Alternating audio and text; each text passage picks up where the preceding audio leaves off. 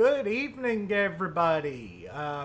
Couple minutes late. I gotta start brewing my coffee a little bit before I start these things instead of 5 minutes before.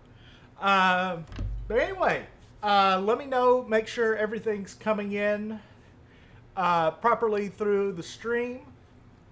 And tonight our topic's going to be cornets and saxhorns. Um, so yeah. Hey Jared, what is up? So I'll just start off by fielding any questions you have. I'll do a bit of an update. If you follow my channel, you may have noticed a video went live today. Performance from yesterday of my trio, The Death of Merfin. And yes, that is how you pronounce it, Merfin. The double D in Welsh gets a th sound.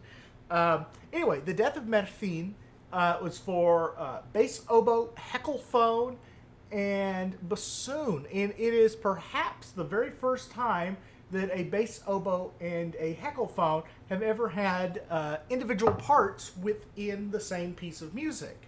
That same concert, they did a couple other pieces. Three other pieces that were commissions, but mine happened to be the first written and the first performed, so I get that claim to fame. But anyway, if you go listen to that, and I really encourage you to listen to it because it's absolutely fascinating to hear the tonal differences between the bass oboe and the heckelphone. They really don't sound that much alike. But that said, we've covered bass oboes and heckelphones. How are saxhorns useful in orchestration, and how can I implement them? AODH, we will get to that because saxhorns are a myth. So, in fact, let's just go ahead and talk that because the myth of the saxhorn. So, let's see, do I have that dissertation near me? No, it's on the other side of the room. Anyway, there is a fantastic dissertation all on the history of the brass instruments that Adolph Sax produced. We know that Adolph Sax had three quote-unquote families of brass instruments, one being the saxhorns, then the saxotrombas, and then the sax tubas. The sax tubas we can pretty much discard. He only made about 10 of those, and only a handful of those still exist, and they're essentially just saxhorns that have been curled around so they wrap around the player's body. Sounds like sousaphone. That's basically what they are a family of sousaphones. So we're not going to deal with the sax tubas. They're just not really a thing we need to worry about. Sax horns, on the other hand, are interesting. Sax himself did not come up with the term saxhorn. That was something that players put on them. Sax just wanted to develop a series of horns that all had conical tubes. And to that effect, he mostly succeeded. And if we actually look at the real patents for the saxhorn, he does not actually patent any instruments. What he does is he patents improvements to the valve structure, using Berliner Pumpen valves, a type of early piston valve, very fat, very short. And the original saxhorns had a glissando slide on them. So 3 valves and then a slide. Very unusual. The slide very quickly went away. Essentially, he created the first superbone. And the other thing he wanted to do was create a cohesive family. And he nearly succeeded here. But what was that cohesive family based on? Based on Wieprecht and Moritz's tuba. And that's all he did, is he borrowed the tuba from Germany and Prussia. And because France hates Germany during the 1800s and at least half of the 1900s, Nazis and all. But, we get the Franco-Prussian War and all that fun stuff leading up to that. Basically, France hates Germany. And it said, well, we don't want to have this German instruments in our bands and orchestras, so we will make a new version. Patent law is not a thing we need to worry about. We won't be sued. And so Adolf Sax basically takes the tuba from Wieprecht and Moritz, puts his own little bit more modern style valve on it. Boom, Saxhorn. I have a score by Wieprecht. Wieprecht not only invented the tuba and the contrabass clarinet, he was also a noted band composer. And I've got a score lying around here somewhere. But if we look at Wieprecht's early band score from 1800s German wind bands, and you look, it says bass tuba, tenor tuba, alto tuba, soprano tuba. Wieprecht had already beat Adolf Sax to this point. So, what are the Saxhorns? Well, all of our tubas, so the contrabass tuba, which is in C or B flat, the bass tuba, which is in F or E flat, the euphonium, also called a tenor tuba, in B flat, and the French bass saxhorn on ut, obviously, which we just call the French C tuba. So basically we've got contrabass, bass, tenor, even though it gets called bass. And then up top we've got the flugelhorn in B flat, and we've got the piccolo flugelhorn in E flat, and there were a few really high piccolo flugelhorns in B flat. Now, if you notice, there is a gap in there between the flugelhorn and the euphonium. Now, most people would say that, oh, that's just your alto horn. And, oh yeah, there's the baritone horn in there too. Those are called saxhorns. Aha. And in fact, the alto horn and the baritone horn are the instruments most commonly called saxhorns. But it turns out they're not. Adolf Sax never made an alto saxhorn or a tenor saxhorn in E flat or F. What he did make, remember I said just a little bit ago about the other family of instruments, the saxotromba? Well, what's a saxotromba? Well, the saxhorn, wide bore, conical. Saxotromba, still mostly conical, but not really. It's pretty cylindrical. In fact, they're really just large cornets that he's built in an upright shape. So the bell pointing up, valves up here, and 4 valves typically, particularly on the E-flat model of saxotromba. And for the longest time, we thought none of these instruments survived. And then somebody started taking measurements. And what they did is they took measurements directly off of Sax's patents and his catalog. And it turns out that what we had been calling the alto saxhorn and the baritone saxhorn are missing saxotrombas. And this makes so much sense because the alto horn and the baritone horn don't match the rest of the saxhorns. Every other saxhorn is wide bore, conical, big throated bell.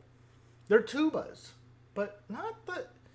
You can look side by side at a euphonium and a baritone horn and notice how very, very different they are. Why are they so different yet still in the same family of saxhorns?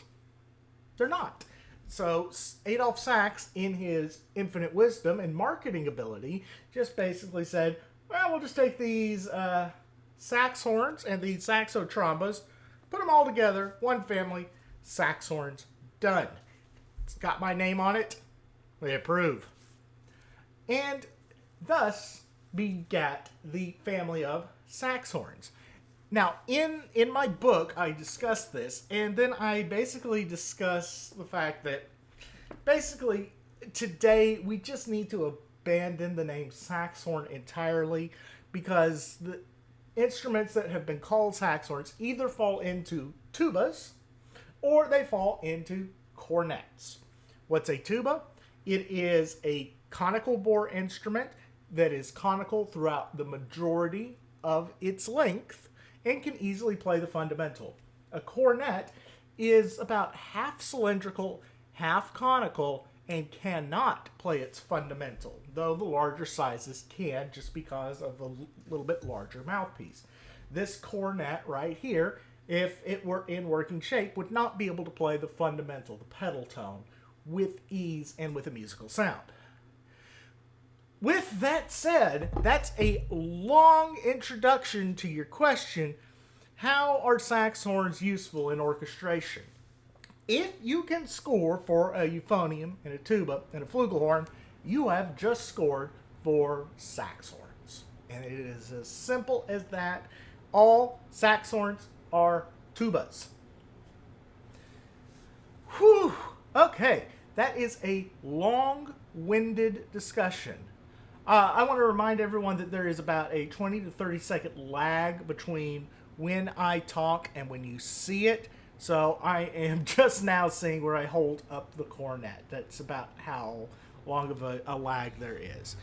Does that make sense to everyone that a true saxhorn is a tuba?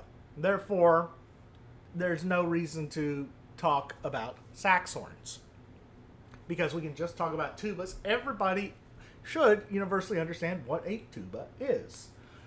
This is actually one of the most difficult aspects of writing Volume 3, is that it is absolutely difficult to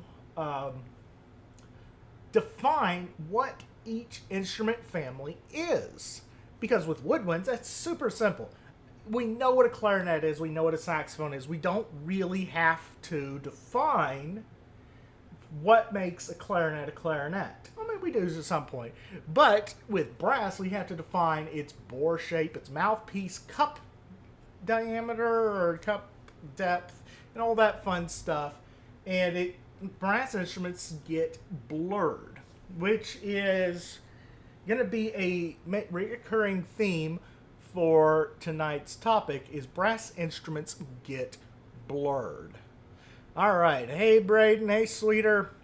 Looks like we got about 9 people watching now. And let's see if my coffee's still any good. Still coffee. Ooh, that's strong and bitter. Just like I like it. All right. So, how can you musically include both horns and alto horns in the same piece? This is a very rarely done technique. I know off the top of my head 2 pieces. I'm gonna back that up.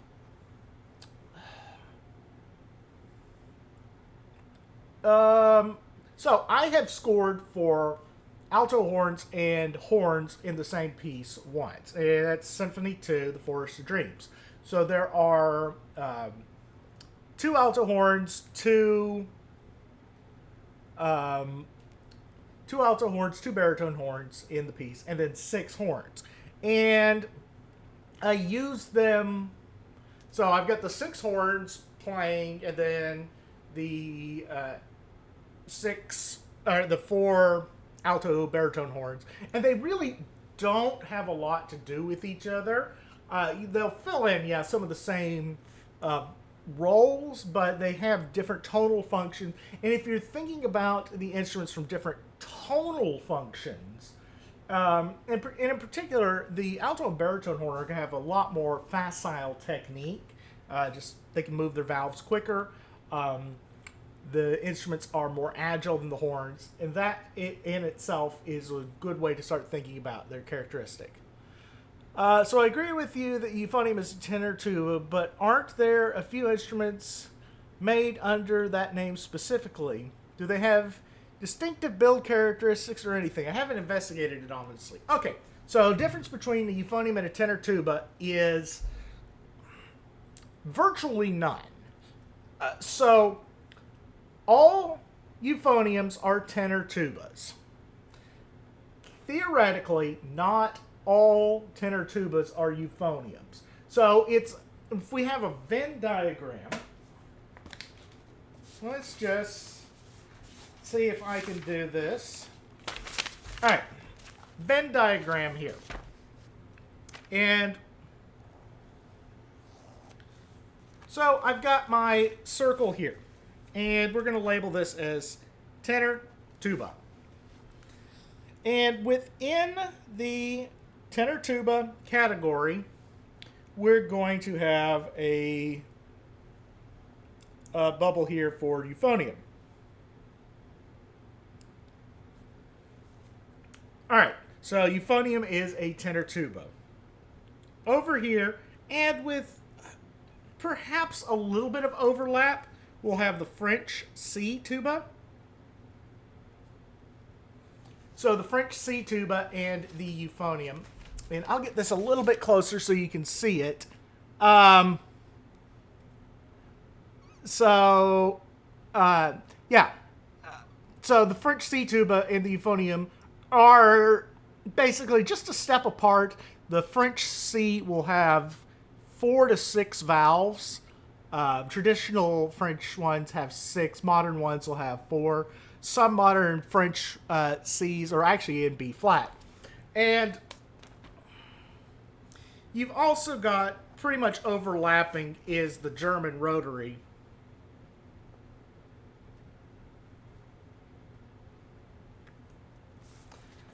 So that is, I know, hard to see. And what I need is like a whiteboard. That would be awesome. Just have a whiteboard behind me.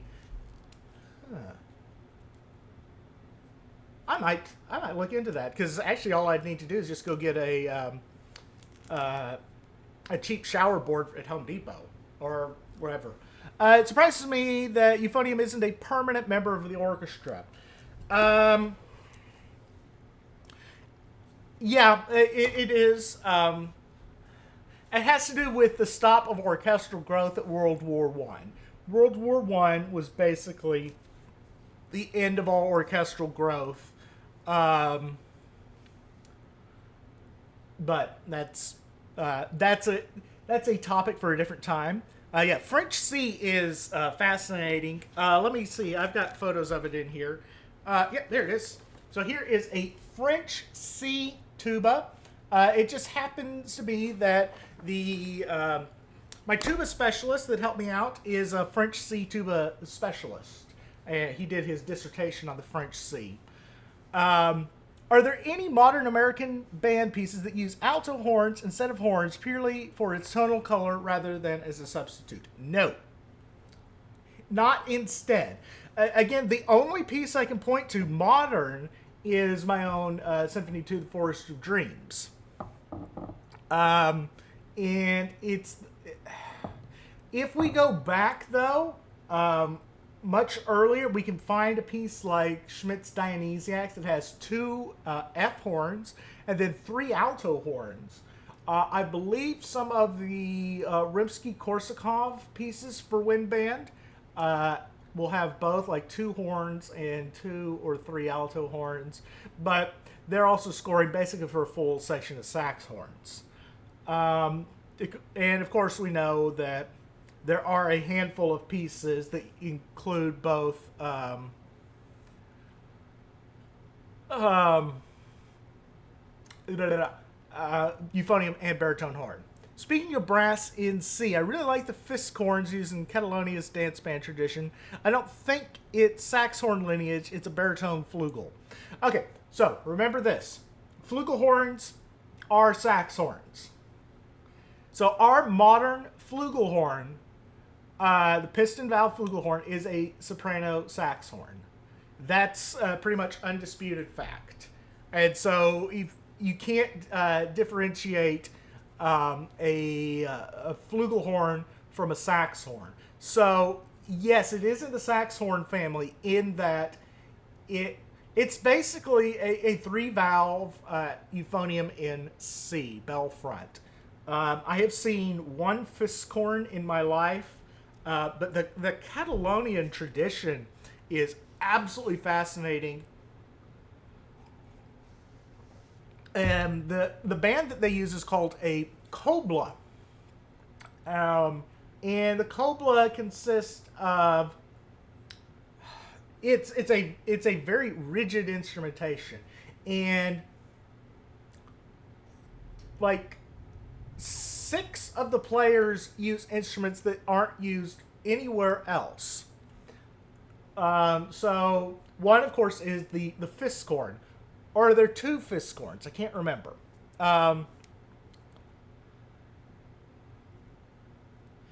Um, yeah, I don't know anything about the Berkeley winds. I'm sure those instruments are coming out probably the Jin Bao factory. Um, but it seems we've gone astray a little bit. But I'll go ahead and finish on the Catalan Cobla. Yeah, it's shams. So it's um, tibbles and two tenoras. So two treble shams and two tenor shams, and um, it is just this strident, piercing double reed sound, and they are wonderful. And then you've got an instrument called a flabiol, which is a one-handed, tiny recorder about the size of a gark line, and with one hand they play the flabiol, and then I think I'm saying that right. And then the other hand, that player is the drummer. So the flute player and the drummer are the same person playing at the same time. That's some coordination there. And then it's like a couple trumpets, valve trombone, one or two of those, and then a double bass player. A lot of times it's a three-string double bass instead of a four-string. Yeah, and they're almost always outdoor ensembles. Okay, so do we have any other questions on Saxhorns? Well, let's talk about the alto horn and the baritone horn in general. Um, these are probably two of the most underappreciated brass instruments because they are not used in the American wind band tradition. There are a handful of pieces that call for a true baritone horn in the wind band. A couple of these are actually American in origin. Um, so, so I can name off the top of my head three such pieces. The whole suite in E flat, the Granger's Lincolnshire Posy, and Schoenberg's Theme of Variation, Opus 43A. Now, there are a handful of others. Um, by the way, if I lose you, it appears that I'm going to be having a massive thunderstorm coming through, and if I lose power, that's what happens. Um, so anyway, there are a handful of other pieces. Most of the Ralph Vaughan Williams band pieces, like the folk song suite and the Toccata Martial, and maybe some of the later ones as well, all have baritone horn parts in them in the original scoring. And over the summer, I searched and searched and searched to try and find the original baritone horn part to the folk song suite. I could not find it though, and I don't think it was ever published. And what I will have to do at some point is recreate that part because there are cues for it in the original euphonium part that has since been scored out in the most modern edition. But in the original scoring, he has a baritone horn part that I have been looking for, and I have contacted band lending libraries. They can't find it. I've talked to publishers. They can't find it. I've talked to the Vaughan Williams Society. They don't have it. So it will be, I will have to recreate it at some point. Agreed on the alto, at least. I don't have a full appreciation of true baritone. Um, so If we use the alto horn and the baritone horn together, say 2 and 2 of each, or British brass bands will do 3 alto horns and 2 baritone horns. By the way, British brass bands always call them tenor horns. Then there is a lot of discrepancy on this. Adolf Sax, when he was developing them, would go back and forth between calling them altos and tenors, and he's never consistent. By and large, he tended more toward tenor, but this also meant that he called the B flat instrument, the same size as this, as always as a contralto, which is a little bit unusual when we think that this is typically our soprano voice. Anyway, so yeah, typical British brass band is 3 alto horns and 2 baritone horns, and we also see this in early French wind band scoring as well, like Dionysiac. It's 3 and 2. That said, with the using alto horns and baritone horns in a modern wind band, the issue would come is, where are you going to find the players? Now, with the baritone horns, it's pretty easy. You can always find an extra euphonium player. That's pretty easy. And most euphonium players need to have some kind of experience with a baritone horn, because you never know when you're going to get called to play it. Say you're doing Lincolnshire Posy or the whole suite in E flat, and you need that instrument. And there's always more euphonium players out there who need the work than anybody else, because euphonium players can't get jobs. But with the alto horn or tenor horn, it is much more difficult to find players. Now, you can borrow typically horn players, but I mean, we're already typically limited on how many horn players we have. So there's that issue there. Now, you could borrow them from the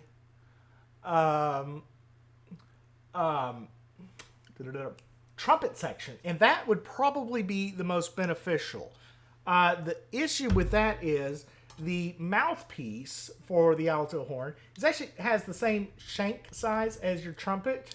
The shank is this part back here, and just a bigger cup. So theoretically, a trumpet player could handle the alto horn just as long as they're not a screamer. Actually, I had the most appreciation for them when I was in marching band.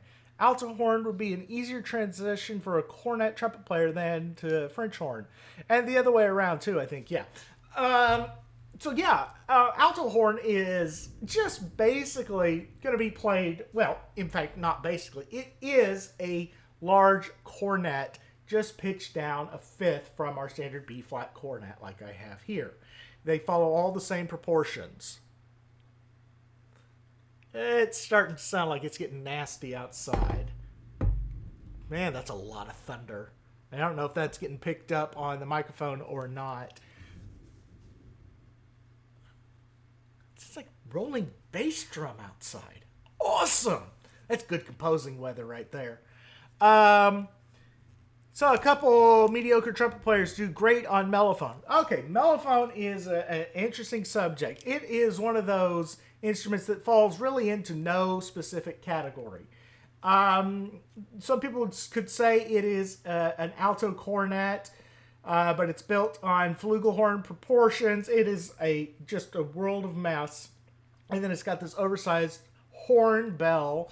So it is like a hybrid between a horn, a cornet, and a flugelhorn. And it doesn't fill any of those. And maybe one day I'll talk more about mellophone.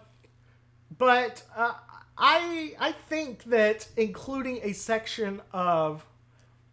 I would prefer 2 alto horns and 2 baritone horns added to a standard wind band lineup. Just think about how rich that would add in. And when I was using them in Forest of Dreams, I used them exactly like a composer would use the Wagner tubas. I figured it'd probably be easier to find alto and baritone horn players than it'd be find Wagner tuba players. And so that was kind of the rationale there. All right. Anybody else have any other questions on alto horns and baritone horns? Oh, couple other things. With the alto horns are interesting in that they are the only upright brass instrument that's really never been fitted with a fourth valve. You see me playing over here where a fourth valve should be. And they also don't have the compensating valve system typically. There might be some that do, but most don't. That means they're going to have more inferior intonation than some of the other brass instruments. Do you think they should rename the alto and baritone horns as alto and baritone cornets? If you do that, you probably should go all the way and call them alto and tenor cornets, because the baritone horn really is a tenor instrument. Bruh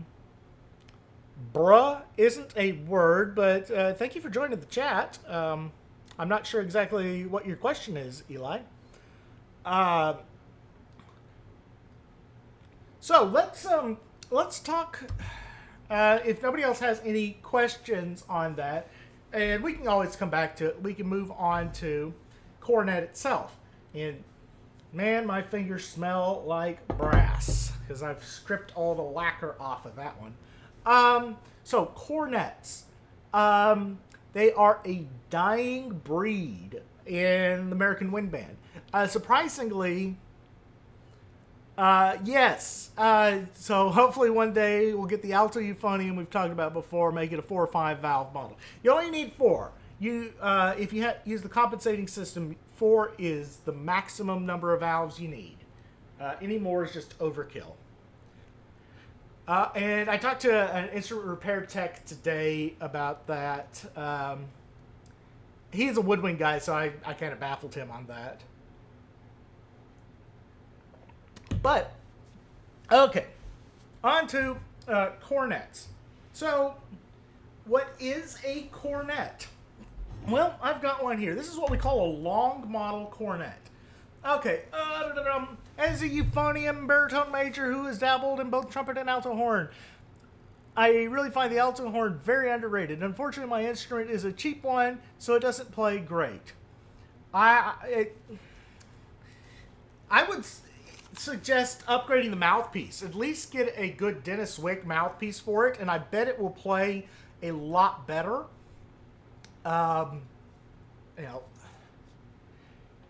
Do you know anything about good models of alto horn? If you're looking for a good model of alto horn, you want to be looking at a Besson or a Yamaha. Those are pretty much the gold standards. I would look for one with a lever on them. Some of the top models will have them. Honestly, I would almost suggest looking at one of the Wessex instruments. They,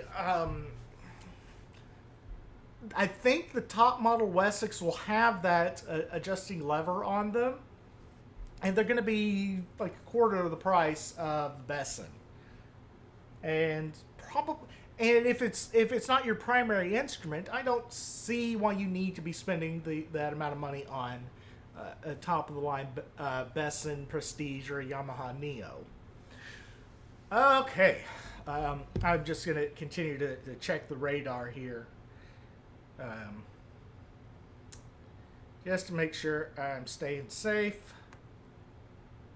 Oh, that's a lot of red.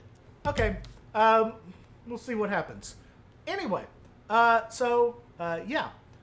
Alto, I think, is good to fill that middle brass niche and allow the horns to be their own specific voice and not the only ones in that range. And I tend to agree. Horns really need to be considered as a separate entity from the rest of the brass section, as they are in the orchestra. In the orchestra, the horns kind of function separately, they function a lot more with the woodwinds than they do with the brass often. And in a wind band, they could fill that same role. And you just bring in the alto and baritone horns, boom, problem solved. But let's go ahead and extend that family up a little bit more and add in our two species of cornets, the E flat and the B flat cornet. And maybe sometimes we'll throw in a C cornet as well, because cornets have come in multiple sizes. So the cornet is, that's actually not its full name. The full name of this instrument is cornet à piston, which means little horn with valves. It was one of the first brass instruments to get the new valves added. And as you can see, these valves suck. This is an old con cornet that somebody picked up for me at a yard sale for all of $10, and it just basically is hung on my wall since I moved into this place. It does not play. In fact, it's missing some parts. But so the early cornets were very, very different than our trumpets. They were very small. They were about 2/3 the length of a trumpet. So typically a trumpet of that time was in F. It was 6 feet long. Whereas the cornet was in B flat. It was 4.5 feet long. So a 1.5 foot difference in overall tubing length. And the trumpets actually would get bigger than that. So an E flat trumpet would be, I don't know,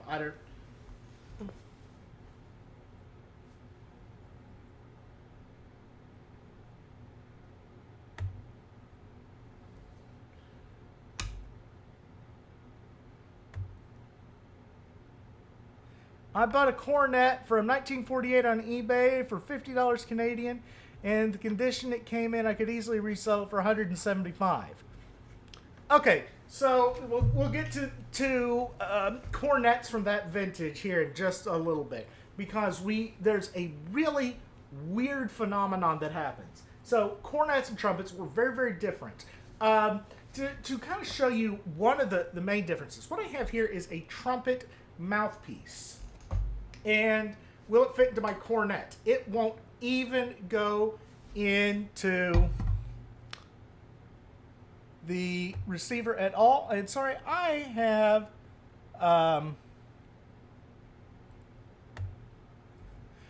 got a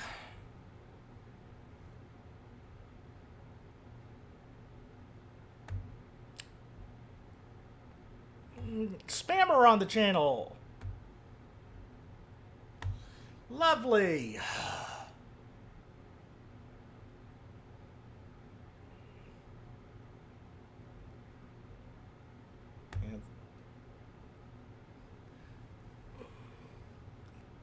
Let me finish this real quick, because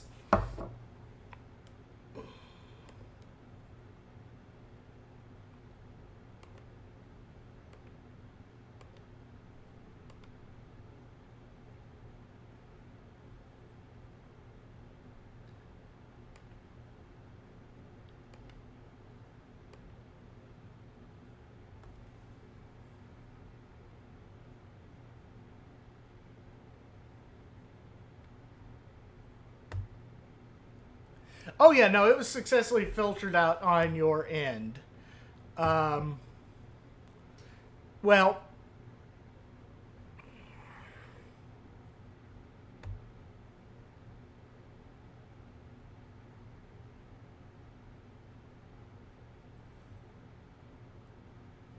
yeah, no, I'm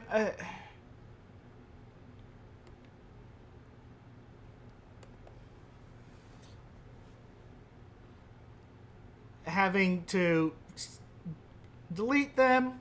No, it was, you guys wouldn't have seen it. So yeah, no, it all filters out. I've got some filters on the channel for that. Anyway, cornets. So they were treated very differently. Cornets were the melody carrying instruments, whereas trumpets were fanfare-like instruments.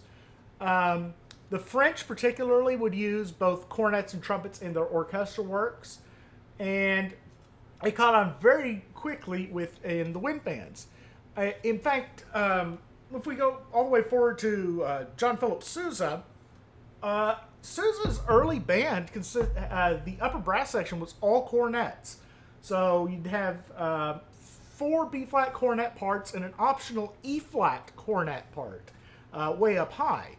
And Sousa did not use trumpets up until very late in his career. So all of his early marches, something like the Washington Post or Semper Fidelis, those are all cornet parts. There are no trumpet parts at all, which is really interesting.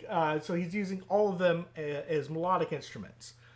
And so the use of trumpets is, the band without trumpets is kind of interesting. It's very akin to the British Brass Band, where there are no trumpets at all either. It's all B-flat cornets and one E-flat cornet.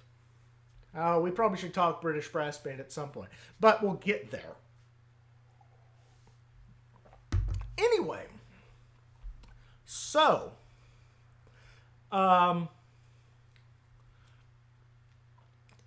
what happens? Why does the cornet begin to disappear? Well, trumpet players in the orchestra did not like the cornet because it wasn't a trumpet. I mean, this is like the most typical trumpet player behavior. I don't like it because it's not a trumpet. It's not bold. It's not brash. It's not manly. And it's not the manly instrument that the trumpet is. It is a much more delicate instrument. It's a small horn. It's really should have nothing to do with the trumpet at all, but it's played by trumpet players. So herein is our problem. That explains the often splitting of trumpets and cornets in mid-20th century and before bandworks. Yeah, we'll get to that at some point. I think I like the larger wind ensembles with all cornets more. Yes, and herein lies a big problem, is that most band directors, even the prominent band directors, won't use cornets anymore. They just don't think they're worth the time. This just tells me laziness on the part of most band conductors. Anyway, what happens is, so we've got these trumpet players who don't like the cornet because it's not a trumpet. And that's not a good reason to not like something. Don't dislike something for what it's not. Dislike something for a tangible reason. Say it can't do this that it should be able to do, or give me some concrete, but don't dislike it because it's not X. So the trumpet players hated it. So along comes jazz, and the first instrument used in jazz was the cornet. And because of the band tradition, most of the players were old band members, and they had their cornets, and they would just go play jazz on them. As we get into the big band era, it was found that the cornets couldn't cut through the ensemble much more. And so the players started moving to trumpets. And so you don't see cornets in the big band, you see trumpets. Why? The trumpets are louder. So what does this do? So the trumpets get louder, which means the trombones get louder, which means the saxophones have to get louder. And the saxophones then go and they have to change their mouthpieces and to really wide open with a baffle in them to just cut through. And so we get this exponential growth in volume. And what are the manufacturers doing this? Well, the manufacturers, this is one of the ways the manufacturers started to deal with it. This is what I said earlier, is a long model cornet. Meaning it's a cornet disguised to look like a trumpet. If I showed this to you and I said, is this a trumpet or a cornet? Chances are you may not be able to tell on first glance. It is a cornet because it'll take a cornet mouthpiece and not the trumpet mouthpiece. Trumpet mouthpiece does not fit. But, shape-wise, it's shaped like a trumpet. And what were the players doing? Well, they would take their old cornets and then they would get mouthpieces that had a trumpet cup on them. So a trumpet cup is very shallow, whereas a cornet mouthpiece is much more like a horn mouthpiece, a very deep funnel cup. So you can see I can put my finger into the horn mouthpiece to about there, whereas on the trumpet mouthpiece, only about that much goes in. So, very deep cup. Let's see. This barely fits into the trumpet, the cornet. It's really loose. Yep, that's not going to work because the valves aren't aligned. Oh, here comes the rainstorm. So if I lose you, that's what's happening. Anyway, so the manufacturers start making cornets that are essentially trumpet.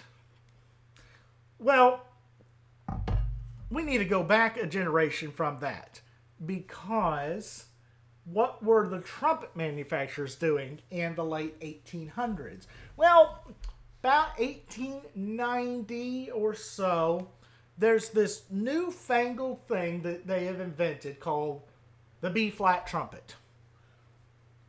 Perhaps you've heard of it. It's kind of like the most ubiquitous trumpet of all. And it is a small trumpet. And every trumpet before this was a much, much bigger instrument. So if you see before the late 1800s, and 1890 might be a little bit late, it might be 1880. If you see a B-flat trumpet part before, say, 1880, it is for a 9-foot-long trumpet. Of course, wrapped up. The same length as our modern bass trumpet. You didn't see a B-flat trumpet often. The biggest you typically see was a C trumpet in 8-foot C, but able to play up to the 16th partial. The most typical instrument was one in F.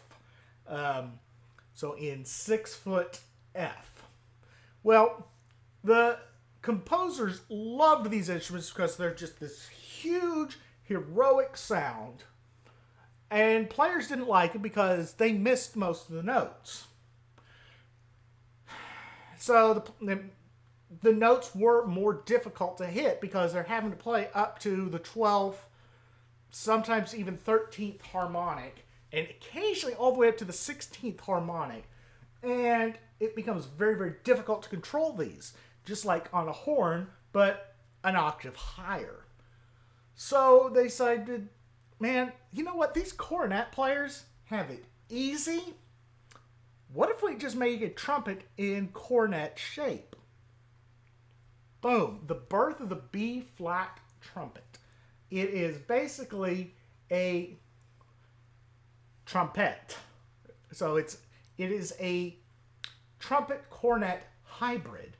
It takes the bore shape of the trumpet, but the length of the cornet. And it's at that point when the trumpet and cornet families, which are like over here, start to get to here.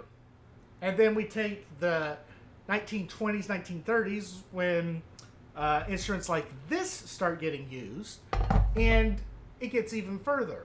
And then we take our mouthpieces that start merging, and that the cornet mouthpieces, which are supposed to be like small horn mouthpieces, now become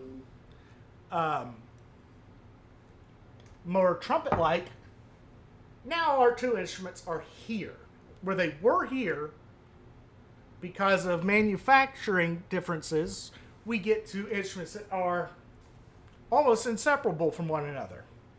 Now, within the last 30 years, perhaps, there has been some pushback against this, particularly with the Dennis Wick Company, who has realized that, whoa, we've gone too far. We've basically eliminated the cornet sound.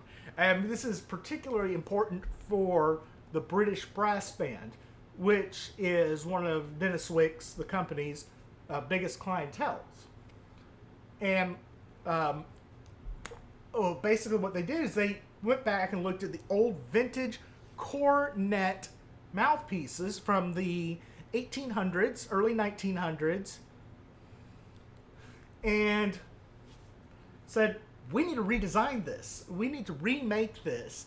And it has become the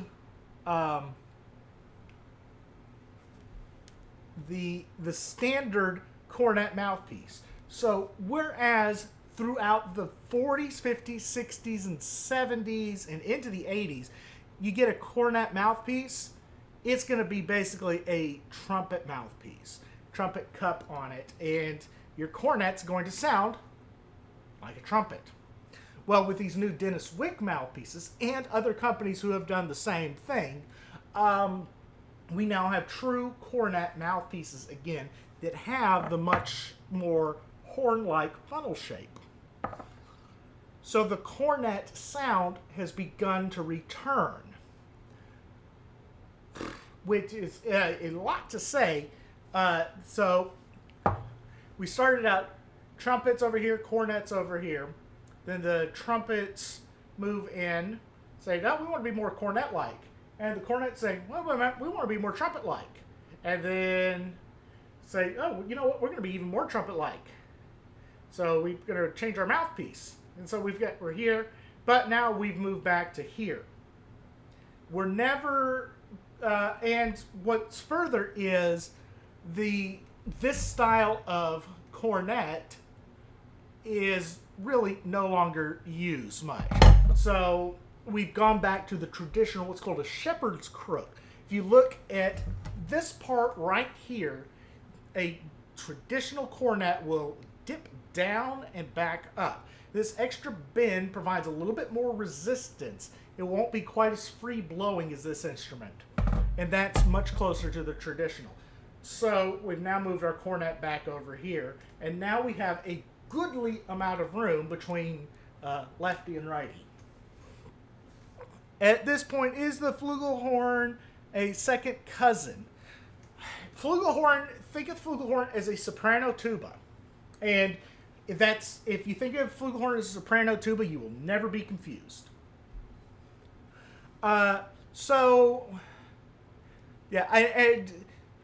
AB Twitch, I have not ignored your comment. I'm loving this right now because we just talked about this yesterday in my high brass concepts class. Interesting. I wonder what the professor's take on that was.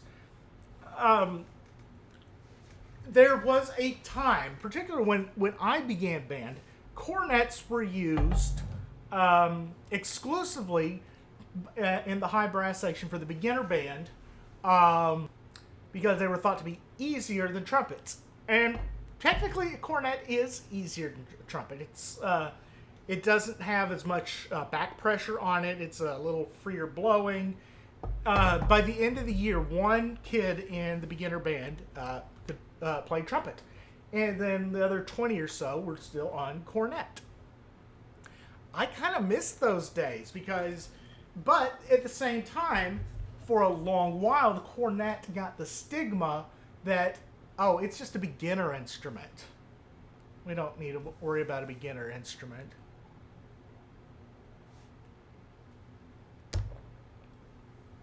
Yep, that's gotten bad now. Let me just finish this off. Now, this is the American situation.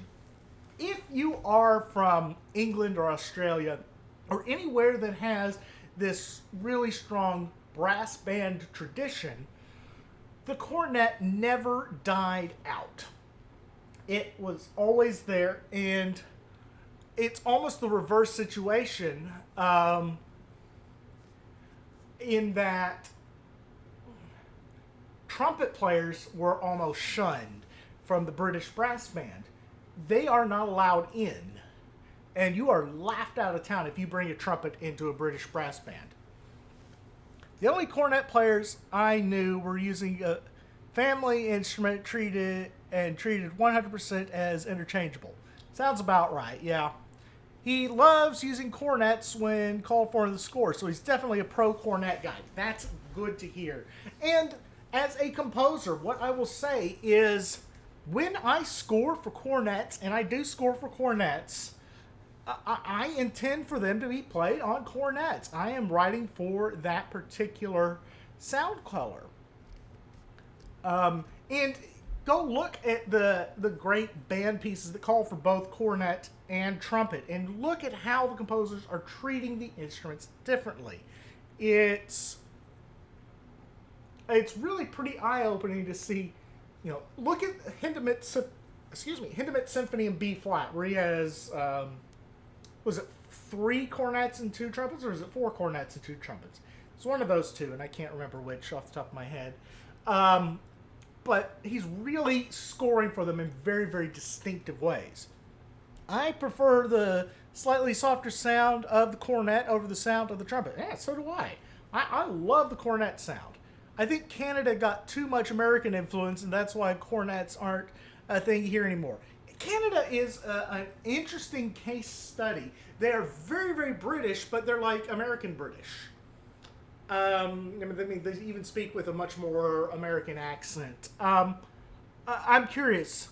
And I don't think this is the case. I don't think the brass bands really ever caught on in Canada. I never hear really of any Canadian brass bands. If the cornets lack for brightness, it seems like using E flat plus B flat cornet renders it somewhat moot. It's still going to be more powerful when it needs to be. I'm not sure exactly what you're saying there. Cornets should not be bright. Cornets should be a very much darker sound. There should be no brightness in the sound of a cornet. I've looked at the Hounds of Spring score a lot. Love how Reed uses the cornet as almost as a brass double of the high woodwind parts. That's exactly what Alfred Reed does. Alfred Reed was one of the last proponents of using both cornets and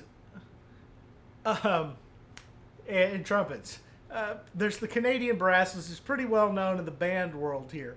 The Canadian Brass is not a brass band. They're a brass quintet. A brass band, I'm talking about a true British brass band, with cornets, alto horns, baritone horns, and whatnot.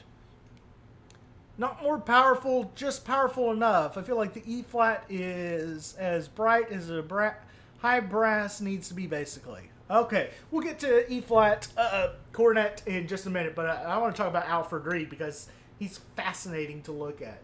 So anyway, Alfred Reed, one of the last great band composers who's really writing for cornets and trumpets in very meaningful ways. And interestingly, Reed reverses the tradition. Typically, it was 3 cornets and 2 trumpets. Or 4 cornets and 2 trumpets. Well, Reed reverses that. He wants 3 trumpets and 2 cornets, or 4 trumpets and 2 cornets. And he gets a different sound out of that. And so we can also see that Reed is, by doing this, diminishing the role of the cornet. Now, he could either be foreshadowing what's to come or reacting against what's already been done.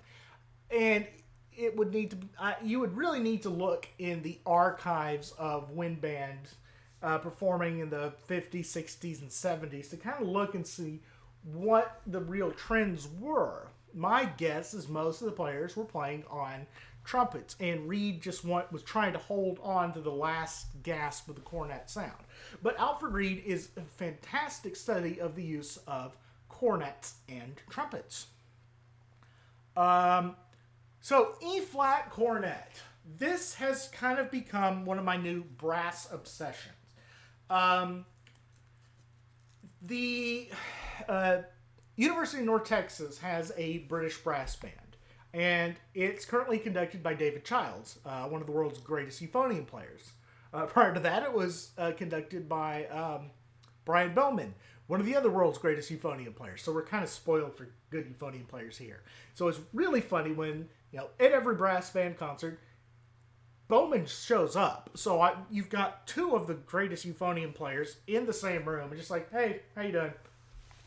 So it's fascinating. But I love going to the brass band concerts because it's so totally different of a sound than we expect. And the thing that just blows me away is the E-flat cornet up top.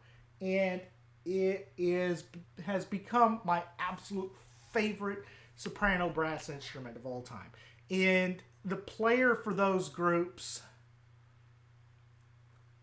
if you can get in, that they have a massive euphonium studio that is hard to get in.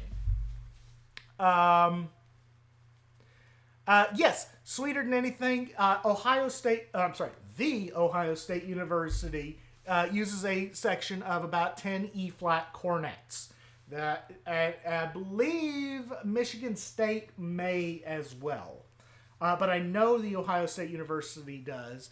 One of my good friends just finished his doctorate there, and he worked with the brass band, the marching band, pretty extensively. And they still maintain a section of 10 E-flat cornets on the marching field.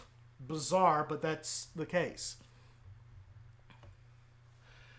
Anyway, so the E-flat cornet, the player of the brass band last year, and I don't know if she's still playing this semester, absolutely the clearest and most beautiful high brass sound I have ever heard.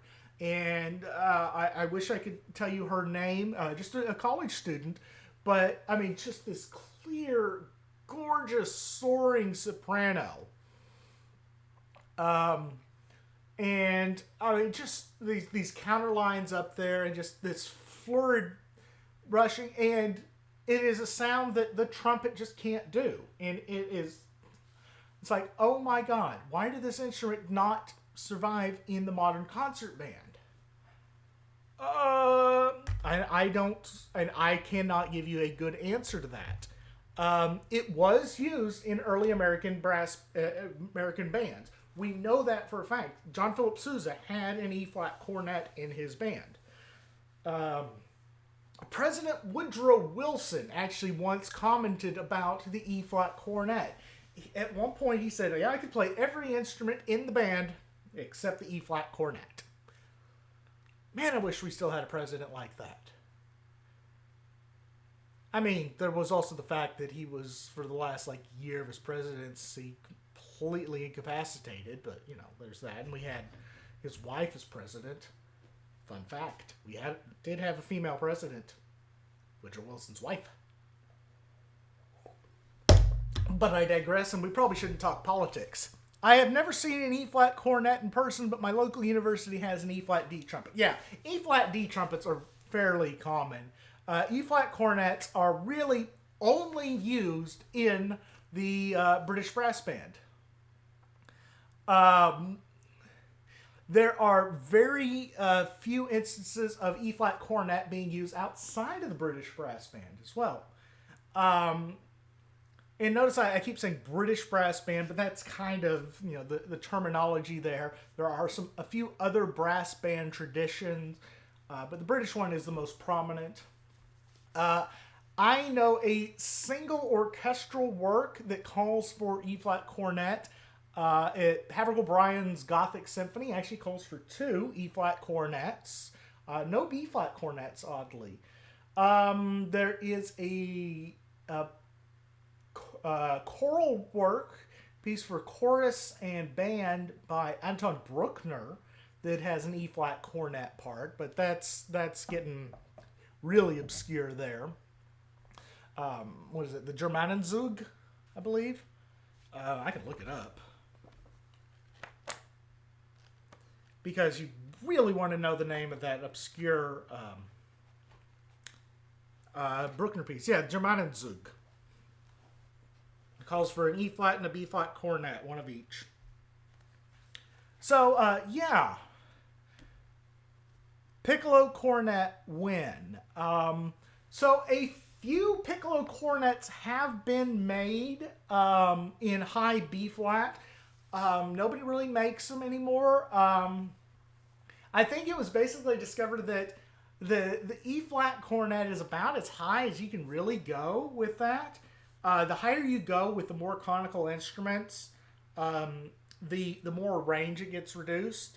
So, you know, a B flat flugelhorn really starts struggling up in the very upper part of its range, which is one reason the E flat high flugelhorn just kind of fizzled out. We don't see it much anymore.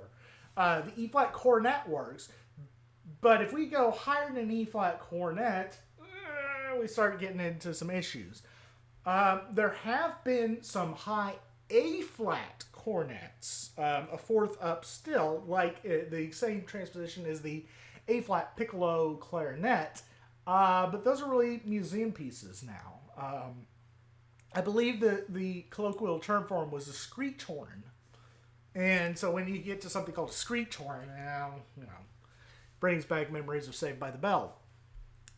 So anyway, yeah, I've basically fallen in love with the sound of the E flat cornet, and I want to start writing for it in my wind band pieces because it is beautiful. It is like this brass woodwind, and it can just blend into the texture and cut through at the same time, unlike kind of any other instrument that I know. Okay, and let's see, what else can I say on that? There have been a few attempts to revive cornets in the wind band. Strangely enough, one of David Maslanka's last works calls for cornets. Angel of Mercy calls for the standard 3 cornets and 2 trumpets. And I'll have to ask Matthew Maslanka about the situation on that. Because, you know, obviously David's no longer with us, but I can still talk to Matthew. He'll know. I know that piece was commissioned by the St. Olaf band at St. Olaf University, and it could be that they're one of those bands that still really holds to that tradition of cornets and trumpets being very separate. And I think that might be the case there, because St. Olaf has this reputation for being a very, very traditional based band program. Okay, so let's start hitting me with some random and weird questions about cornets and saxhorns, and I'll try and answer as many as I can. While you do that, I'm going to check on my radar, see if I'm going to die from the storm.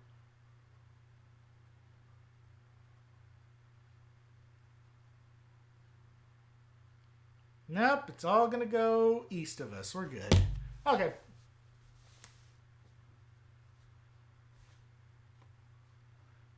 One thing I have not touched on is, so basically we've got the 4 sizes of cornet. And so we can lump everything that we've talked about today into just cornet. E flat cornet, B flat cornet, alto horn, baritone horn. What's interesting is this is the only family that has never extended down into the bass range. And this leads to some possibilities. Could you make a bass cornet, basically? If someone were to make a bass trumpet wrapped like a baritone horn or euphonium, would that be pointless? Pretty much, yes. Shape does not determine an instrument's playing characteristics beyond the minutia of how's the airflow going to be affected in any particular bend. Obviously, the fewer bends in an instrument you want. You want fewer bends in an instrument. So, if what you're going to be dealing with is the bell pointing up or is the bell pointing forward. The bell points up, the sound goes up and diffuses over the band. The bell points forward, it goes directly to the audience. And really with a trumpet, you want that bell going directly to the audience. Whereas with tubas, their job is to kind of diffuse over the band.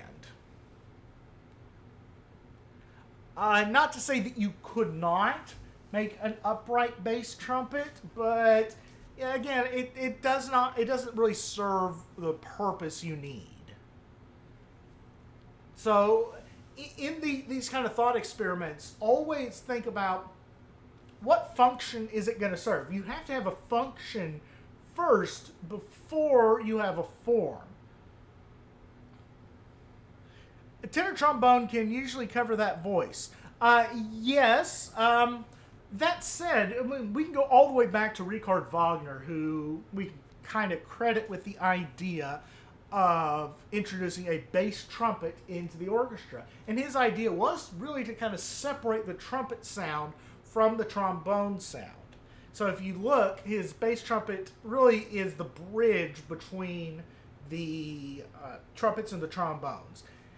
Interestingly, so since we're on the bass trumpet for a little bit, Wagner's original intention was, remember, all the way back to the beginning of the stream, I was talking about saxo trombos. Well, that was what Wagner was originally going to use. He went and talked to Adolphe Sax, and he basically said, I'm going to use this E-flat tenor saxo tromba, and that was his bass trumpet. So it was going to be a 4-valve instrument, 3 up top, 1 on the side, and that was the original bass trumpet for Wagner's Ring, which is why that part is written in E-flat, by and large. Sometimes it goes to D, sometimes it goes to C. Well, with the saxo tromba, Sax provided those with auxiliary slides that you just put in and change. That didn't happen, and the actual bass trumpet that was made for the premiere of the Ring is basically a C bass flugelhorn. It's they're basically using a Fiskhorn for the premiere of the Ring. Today, it's pretty much universally a 4-valve C bass trumpet, rotary typically. You'd almost can't use the little bit bigger B flat bass trumpet on the part, because the Ring part is just ungodly high, because it goes all the way up to top F, the highest, the F top line of the treble clef in the bass trumpet part. Just stupid high. Let's see. All right, anybody have any other questions on cornets, saxhorns, alto horn, baritone horn?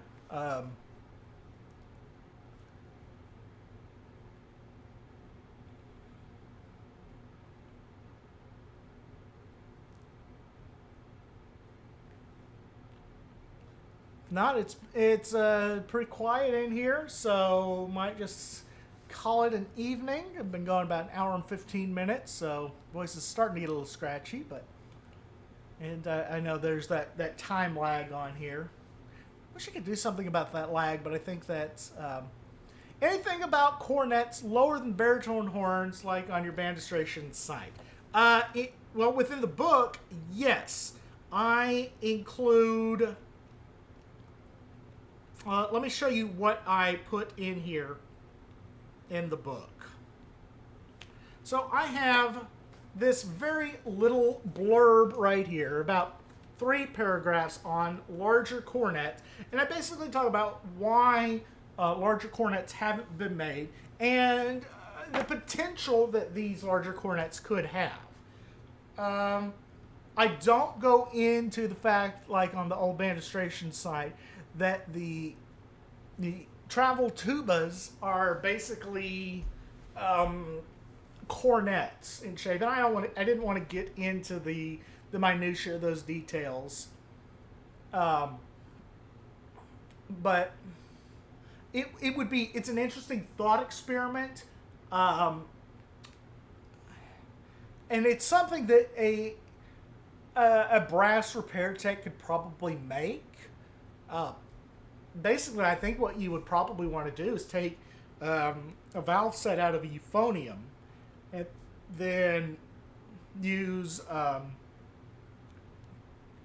use the valves from that, extend them down, put it in E flat, and you could build it off of euphonium parts, but then you'd have to do changes to the bore and whatnot.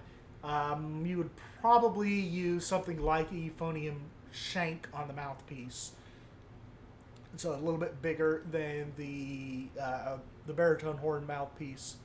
Because baritone horn and euphonium do have pretty different mouthpieces. I'll have to pick up your text. Yeah, well, I'll tell you what. The text after a while are really good weights, and this is one of the lighter volumes. You know, I guess I've got the others here, and what I really should do is the band orchestration workout. How many textbook curls can I do? Okay, that's enough. I'm a weakling. Anyway, yeah. So, yeah, helicopter, I do mention it, but it's one of those curious what ifs. It's kind of like in Volume 2, I talk about theoretical oboes larger than the bass oboe, and said, what could we do if we were to go this far and do this? So, one of those thought experiments. And I like doing the thought experiments. I think somebody needs to. I went down, one of the live streams a couple weeks ago, I had the E flat and G flutes. I went and returned those to the owner today. And he's an instrument mad scientist, and particularly with saxophones. And he wants to start building his own mad scientist saxophones. So slide saxophones and F saxophones and all this fun stuff. And he's got the chops to build them, and I kind of want to help him out with that and just build weird saxophones. And I think that would be so much fun. Particularly from a composer point of view. For me, as a composer, the idea of being able to build and create your own instrument to have your own tone color is absolutely fascinating. And I have a couple woodwinds I'd love to have in my arsenal. What is the best bell front middle brass instrument you've encountered? I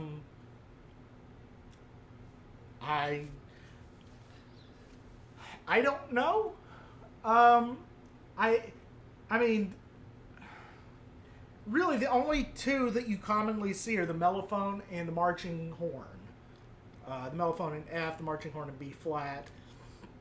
I mean, to that you can add stuff like alto trombone, but at that point you also start getting into much more obscure stuff. And I don't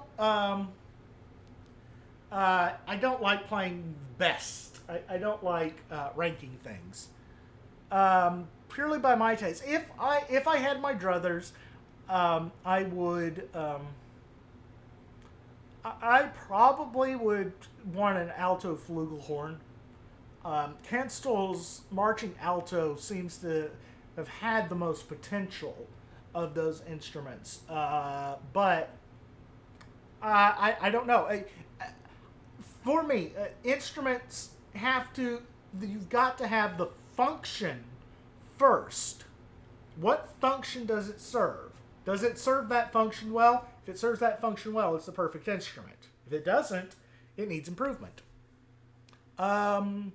What family will your next live stream be about? I guess we got to go to trumpets next. My least favorite family. Yeah, and loads of unfortunate instruments like frumpet. Yeah, there is such a wash of those instruments that are all just slightly different from one another. Like the solo alto or the tenor core, or I mean, yeah, I'd love to be able to afford a cancel like that. Here's what you do with the cancel. Or you get find an old mellophone and see if you can get it replaced with a normal sized bell. If you can find an 8-inch bell on it instead of a 10-inch, and that's all it is. So you can find a cheap old mellophone easily, and a brass tech, if you can find an 8-inch bell that's the right taper, just switch it out, boom, you're done. So, yeah, that is literally what was told to me by Jack Canstall himself when I talked to him. So the only difference between the mellophone and the marching alto was the bell size, which in reality probably doesn't make that much of a difference. Most of the tone quality of an instrument is going to come in the first third of the bore. Everything after that is more resonance. All right, guys. Hit about the hour 20 mark. If nobody else has any questions, we'll go ahead and call it a night. And I guess next week we will talk trumpets. It's surprisingly my least favorite of the brass. Well, one function is a few years ago, jazz players started buying up marching brass like mellows and trumpets, and I've been considering it myself. Maybe a B-flat marching horn mouthpiece. Again, it depends on the function, what you're going to be using it for. I'll always think function first, and that's where a lot of younger composers and a lot of younger instrument enthusiasts just kind of get lost. Is they forget that each instrument has to serve a function. If the function isn't there, the instrument doesn't need to exist. So function, that is the key element, really, in an instrument's existence. So, all right, guys. It is just about time to wrap up. So, thank you guys for joining me this evening. Next week, trumpets.